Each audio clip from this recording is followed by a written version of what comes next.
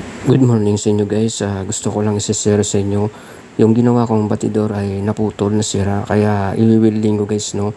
Panurin nyo guys para makatipid po tayo kasi wala tayong pera na ipagawa sa ibang tao. Kaya ako na lang gumagawa nito guys. Meron naman akong welding na mumurahin lang.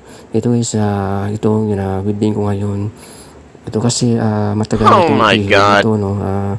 Kasi kaya naputol yung kanyang welding. Kaya yung welding ko ulit, no, para magkapit po siya.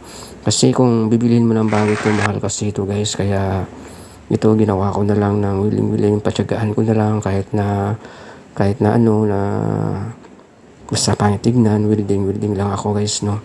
Kasi nakakaano naman, magagamit naman. Sayang naman kasi kapag ano, kung meron naman tayong pera, pwede natin ipa-welding sa iba. Pero nagbili ako ng welding para ako na lang mag-welding.